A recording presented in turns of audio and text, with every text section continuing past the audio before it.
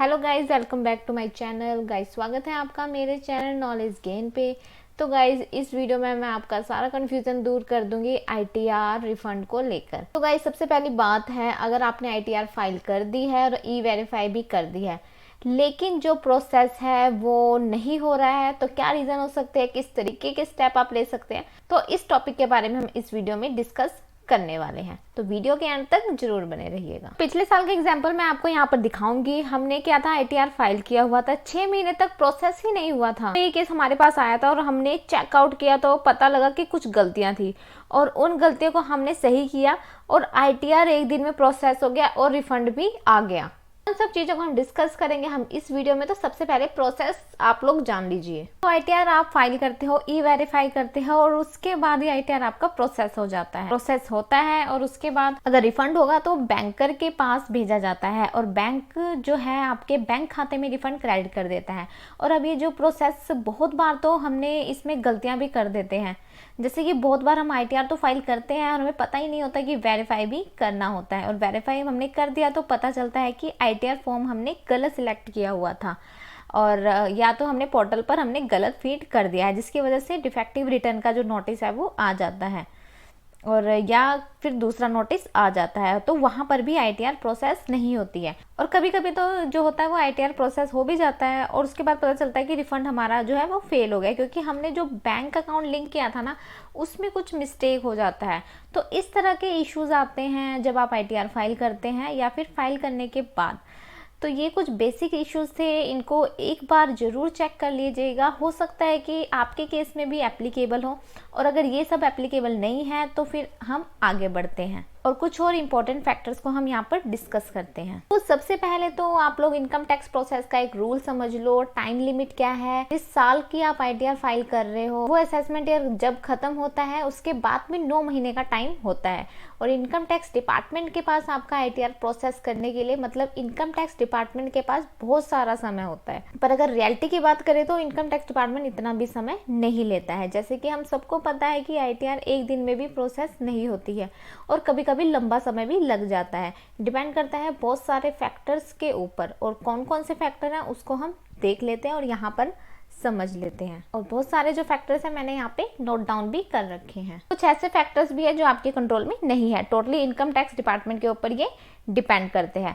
और अब जो हमारे कंट्रोल में है सबसे पहले हम उसको डिस्कस कर लेते हैं। AIS और 20AS सबसे इंपॉर्टेंट पॉइंट है। अगर आपका आईटीआर डिले हो रहा है तो AIS और 20AS में ही इश्यू हो सकता है। तो पहले मैं आपको एक एग्जाम्पल यहाँ पर दिखा देती हूँ। असेसमेंट ईयर 2023-24 में एक आईटीआर फाइल हुआ था, 28 जुलाई 2023 को फाइल हुआ था और उसी दिन भी ई वेरीफाई भी हो गया था। आप स्क्रीन पर उसको देख सकते हैं। और ये ओरिजिनल आईटीआर है और आईटीआर 3 का फॉर्म है और लगभग 6 महीने हो गए और ये आईटीआर है जो प्रोसेस नहीं हुए उसके बाद। तो ये केस मेरे पास आया था तो मैंने चेकआउट किया तो मुझे पता चला कि जो आईटीआर फाइल किया गया था और AIS में डिफरेंस था। और आईटीआर जब फाइल किया गया था तब सेम टू सेम मैच हो रहा था AIS, लेकिन बाद में आगे चलकर AIS अपने आप अपडेट हो गया, जिसकी वजह से आईटीआर प्रोसेस ही नहीं हो रहा था। उन सब चीजों को यहाँ पर हमने एनालाइज किया। उसके बाद रिवाइज रिटर्न फाइल की गई और रिवाइज रिटर्न किस तरीके से प्रोसेस हुआ वो आप स्क्रीन पर यहाँ पर देख सकते हैं और आप शॉक हो जाओगे। देखिए आईटीआर फाइल का जो आखिरी डेट था उस दिन ये आईटीआर को हमने फाइल किया था। तो देखिए आईटीआर फाइल का जो लास्ट डेट था उस दिन इस आईटीआर को फाइल किया गया और उसके बाद उसी दिन ये ई वेरीफाई भी कर दिया। और यहाँ पर जो एक मैसेज दिखाई देता है वो आप यहाँ पर देख सकते हैं कि जो ओरिजिनल रिटर्न जो अंडर प्रोसेसिंग है, मतलब कि 5-6 महीने हो गए थे, आईटीआर जो ओरिजिनल वाली थी वो प्रोसेस अभी तक नहीं हुई थी। अब उसको कंसीडर नहीं किया जाएगा, रिवाइज रिटर्न को प्रोसेस के लिए लिया जाएगा।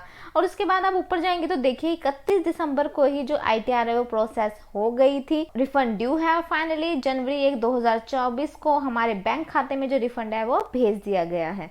तो जिस दिन हमने आईटीआर फाइल किया उसी दिन ही प्रोसेस हो गया। नेक्स्ट डे रिफंड हमारे बैंक में भी भेज दिया गया। तो इन केस आपको अगर काफी ज्यादा समय हो गया है, आईटीआर प्रोसेस नहीं हो रहा है, तो जो आईटीआर आपने फाइल किया हुआ था उसका फॉर्म डाउनलोड कर लो और उसको आप AIS से मैच करो।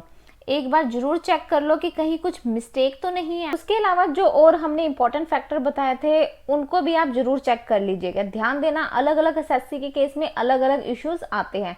बहुत बार हम वेट करते रहते हैं कि आईटीआर प्रोसेस होगा, लेकिन बैकग्राउंड में कुछ तो इशू आ गया होता है और हमें पता भी नहीं चलता। और हमें वेट करने से अच्छा है कि आप थोड़ा एनालाइज भी करते जाओ। और अगर कोई गलती मिल जाती है, मिसमैच मिल जाता है, तो आप अपनी ITR को सही भी कर सकते हो। गाइस बहुत बार ऐसा भी होता है कि हमने सब कुछ सही किया हुआ है, कोई भी गड़बड़ नहीं है, फिर भी ITR प्रोसेस नहीं हो रहा है।